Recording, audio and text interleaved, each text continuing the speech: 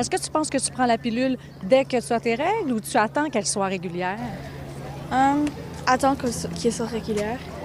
Vous avez vu ça où, sur les réseaux sociaux, Ah, ouais, sur les réseaux sociaux. C'est plus pour pas être enceinte. Il y a actuellement, entre autres sur TikTok, beaucoup de désinformation sur la pilule contraceptive. Il y a une hormonophobie qu'on appelle qui est bien présente, où on lit beaucoup l'infertilité à la peur des hormones. Prenez pas la pilule, vous allez devenir infertile. Mais voilà qu'un organisme qui s'appelle Serena Québec a visité des centaines d'élèves cette année dans le cadre de son activité intitulée La Semaine rouge, qui vise à parler des menstruations aux adolescents.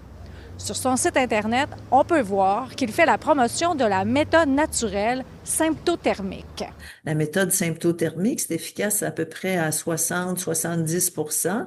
Et puis, si vous voulez augmenter son efficacité, il faut que vous joigner ça à l'abstinence. Or, Nouveau Info a mis la main sur une lettre interne envoyée par la Direction de la santé publique de Montréal aux écoles et aux organismes jeunesse. On avertit que le matériel de Serena Québec contient des risques de mésinformation qui peuvent mener à des grossesses non désirées et une transmission accrue des ITSS. Alors, s'attaquer à des enfants, des jeunes ados, pour moi, c'est vraiment pas acceptable. Mais Serena Québec se défend. C'est qu'on ferait l'enseignement de la méthode symptothermique dans les écoles, ce qui n'est pas le cas.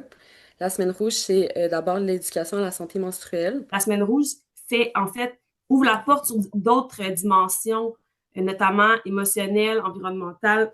Sur son site, on peut aussi lire ceci. Petit conseil, attends que ton cycle soit régulier avant de considérer la pilule.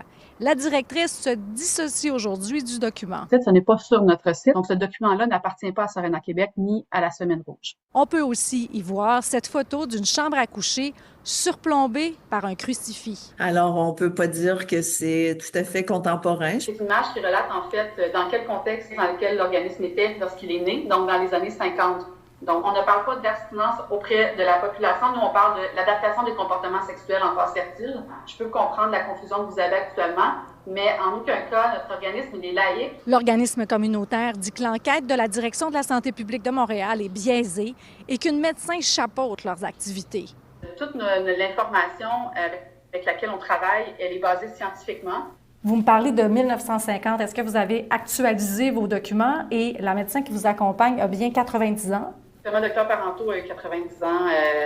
En avril dernier, a reçu la médaille du député à l'Assemblée nationale, justement pour honorer toute sa carrière et sa contribution à la population québécoise.